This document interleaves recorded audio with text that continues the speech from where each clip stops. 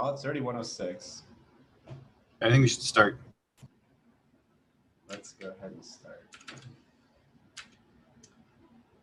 Hello, everybody. Welcome to the SIG Testing weekly meeting. Today is June 11th. This meeting will be recorded and posted to YouTube, so make sure you adhere to the community standard. Today, we have a couple items on the agenda. I'm going to throw the link for the agenda into the comments.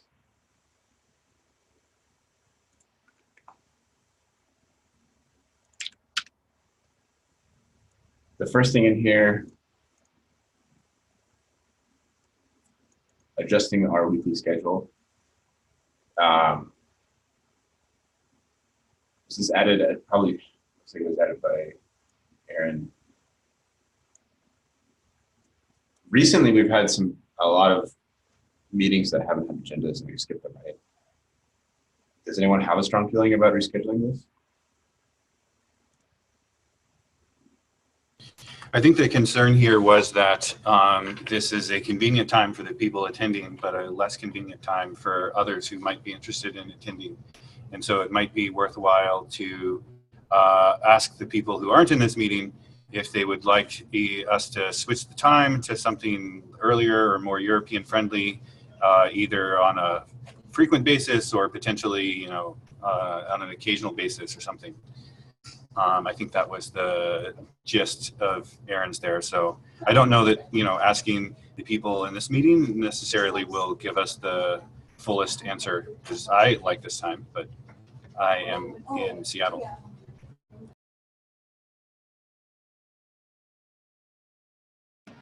So given the meeting is useful if people attend it,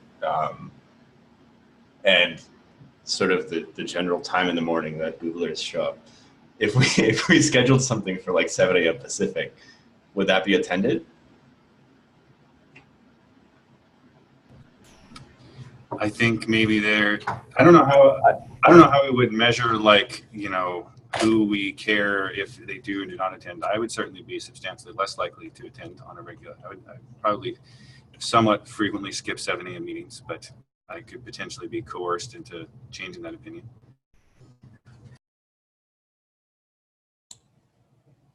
So on other SIGs, another option is to just keep the main meeting the way it is and just have like a bi-weekly or monthly option for European friendly times.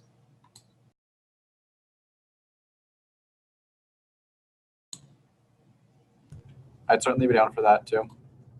We do that in SIG Contribex, and I always get confused, and I usually wind up skipping the dinner time one. Pure anecdata, right? But yeah.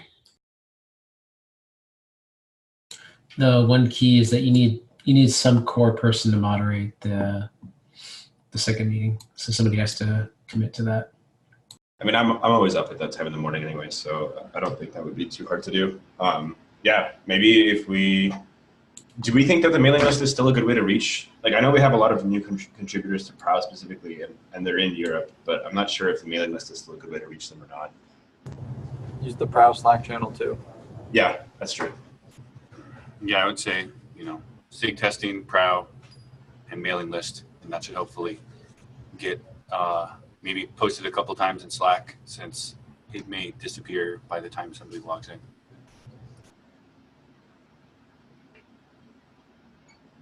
Yeah, so I think that makes sense to try to see if there's interest in doing one earlier, maybe bi-weekly or once a month. I can do that. I can send out an ask. And we can probably just schedule it like as it's needed.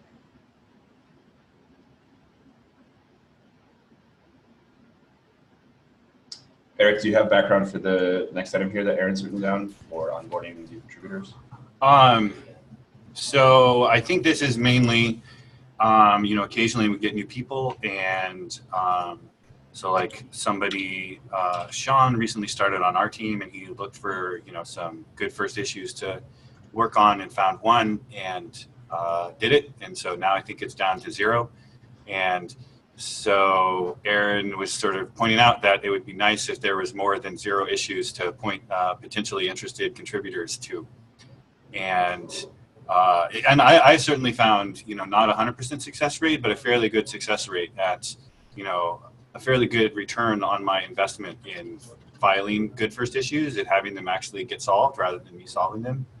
And so I think, for the more, I think that would be, I think it would be in our best interest, maybe next release or in the coming months to allocate, a more consistent amount of time into adding those issues to the repo, and to see if we can get some, more contributions that way, rather than, I feel like maybe our group has a little bit of a bias towards, doing everything ourselves, and that's obviously cool and super important, but I think it's also useful to sort of give opportunities for other people who like Prow or infrastructure to help out. And then on the roadmap, I know, Steve, you have probably done the most work. You and Aaron, I guess, have done the most work at having us actually have a roadmap. But and so maybe, I think that maybe the rest of us could get more involved in,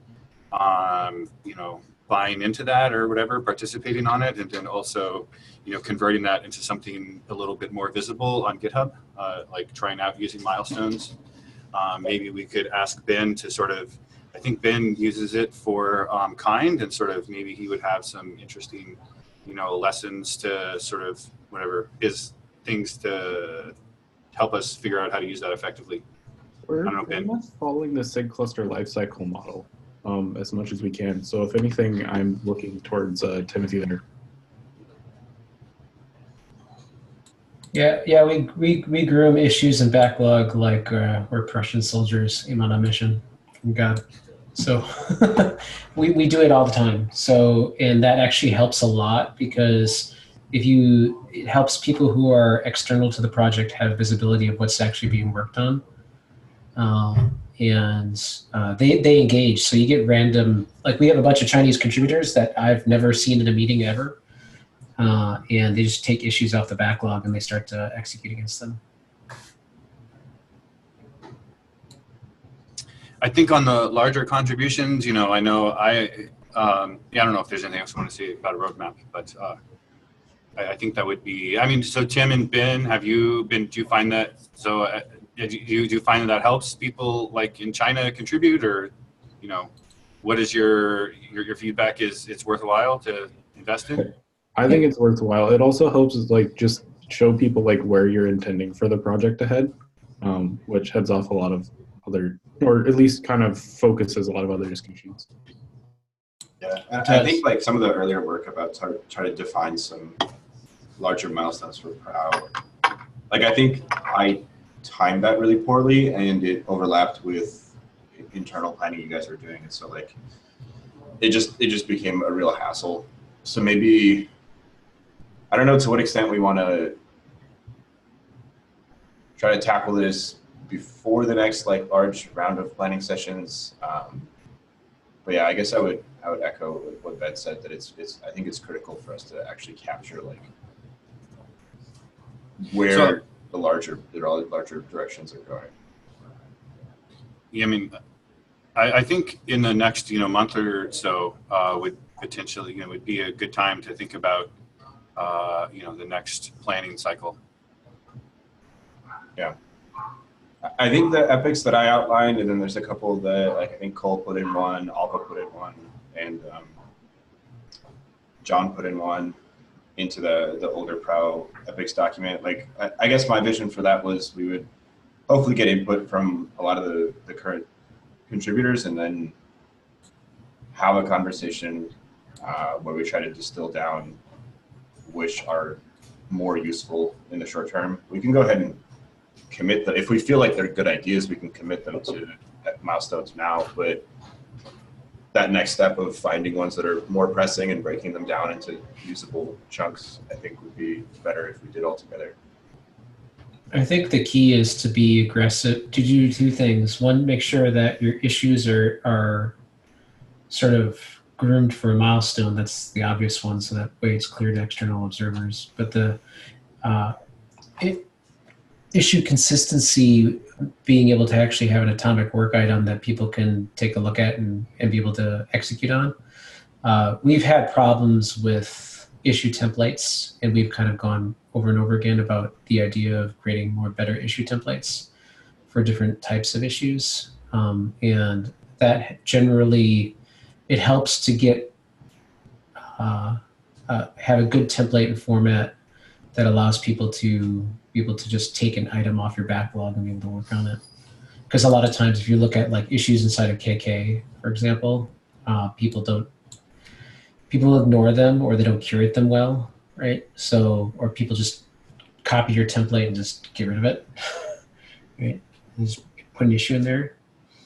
I feel like too, one of the things that might, or like I know for me is a little bit frustrating, is there's a lot of organizational pressure to use like a specific bug tracker or a series of bug trackers that does not include GitHub issues. So to what extent do you find that you're like duplicating that work internally for your company as well as in the SIG context? We have strong opinions that like, so I worked at Red Hat a long time, and I did Bugzilla, Trello, and GitHub, and more GitHub. And I said never again when I left. So yeah, do it too now. Don't worry about it. Yeah, so like create epics, feature epics, and user stories in whatever tool you want to, and then break down that and link to like some project or epic board somewhere else. So that way nothing should be one-for-one mapping back and forth, because that's just a waste of time. Yeah. Yeah, I mean, I guess I'm definitely excited and happy to continue doing work. Like if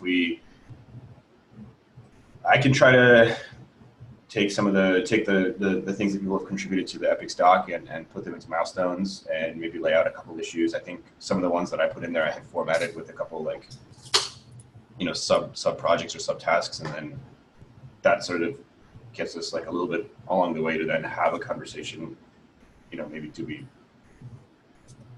I guess, just more concrete at that point.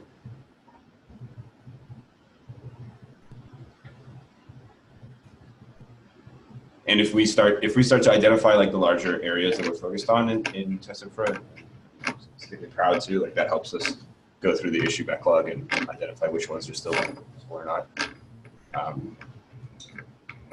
Eric, do you think that's a good next step to actually do milestones and projects in GitHub? So are milestones essentially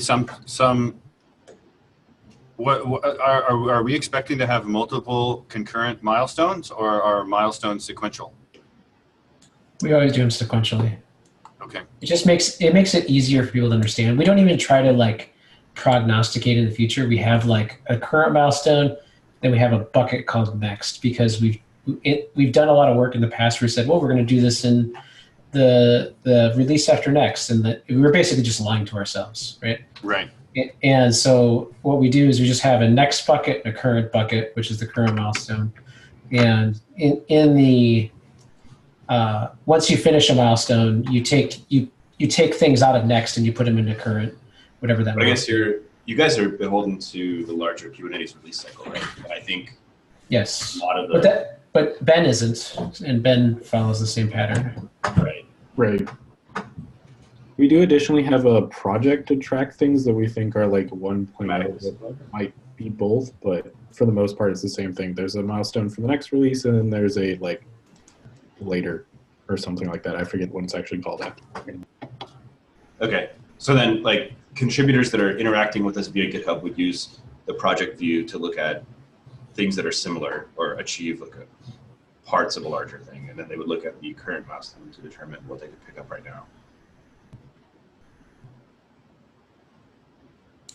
Yep.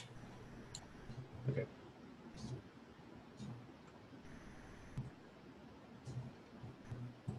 For the most part, it's worked. I'm sure we could probably figure out a way that might be better.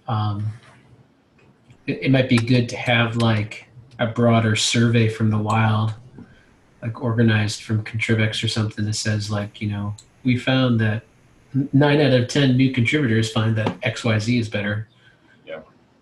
I guess the biggest thing for me on like that approach for some of the work that we're doing in testing for it, it's like hard to nail down. I mean, some of it is like directly tied to a release, but I mean, historically, figuring out where Prow is moving in the next 3 months has been, that's a very intangible problem.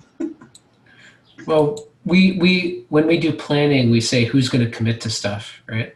Yeah. If you say you're going to commit to a piece of the puzzle, then you're on the hook. Otherwise, what does commitment mean? Otherwise, you just push it all off to next. Right. So like every planning cycle, we say like this will be P0, this will be P1, P2, P3. And so contributors that aren't like the Chinese contributors that you were talking about that don't necessarily partake in that meeting and aren't committing to work, do they just pick things up out of next, or are they picking up work that somebody else has said is a lot of times we'll put things in the milestone and we'll say help wanted. okay. We'll get to it. We want to get to this, but there's no guarantee if no one's committed to it, right? So so it's the priority on the priority chain is lower typically down the list. Anything that's P0, P1 is usually has somebody committed to it. And then things that are further down the list, we want to get to it if we have time, but no one's actually committed to it. That makes sense.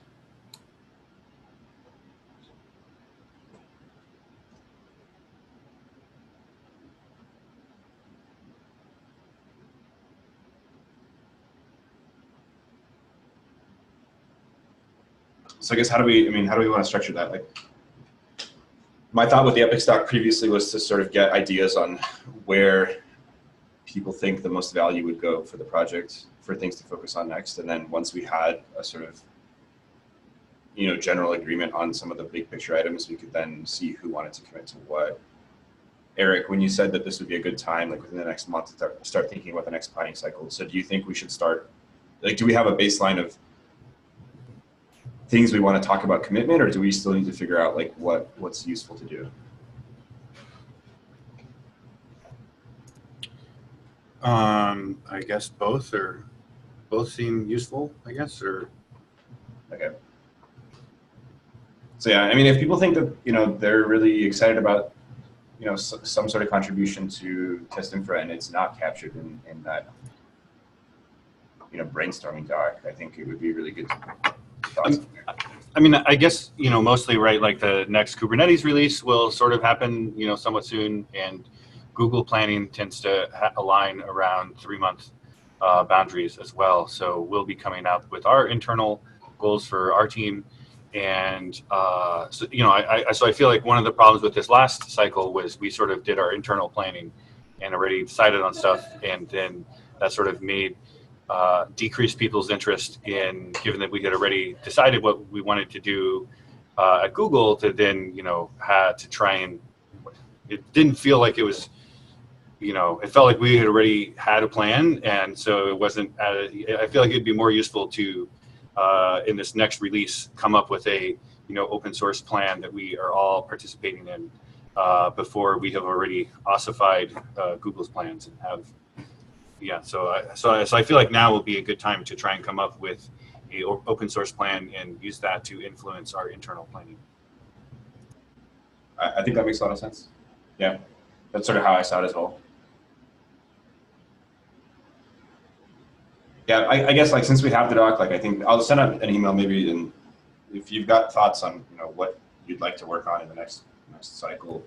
Yeah, I mean, I don't know about you, but I sort of feel as long as it's not like if there's, if there are 2 things to do, if there are, I would tend to be somewhat biased towards as long as what people are working on isn't in conflict with something that we want to do.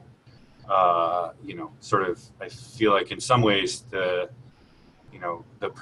someone wants to work on something really badly, I think that will necessarily, if it finds someone who is willing to work on it, that'll increase its priority as long as we want it to happen. Yeah, absolutely. And potentially like that planning session could be a place for somebody to convince somebody else that XYZ is a good idea. Yeah. Like I'm happy to drop whatever I've got planned if something else, if someone's got an idea that is clearly going to deliver a lot of value to. And so I think, yeah, if we don't have that sort of cross-pollination of ideas, then basically we're all taking to the table what we want to work on, running it through whatever process and then putting it into a milestone. And that makes it more open, but I'm not sure that it gets us that community engagement. Right.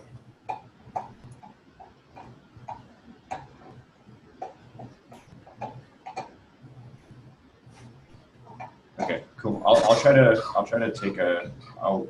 an email and lay out what we talked about here.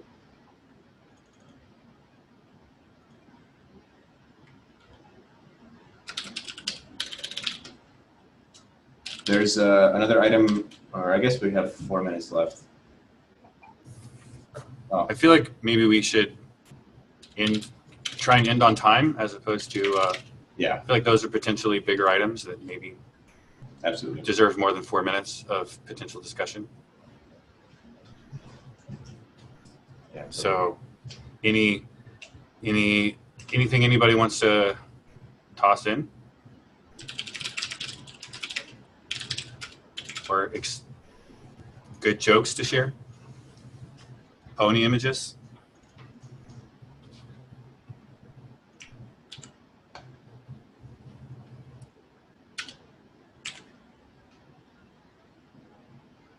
I'll take that as a resounding no.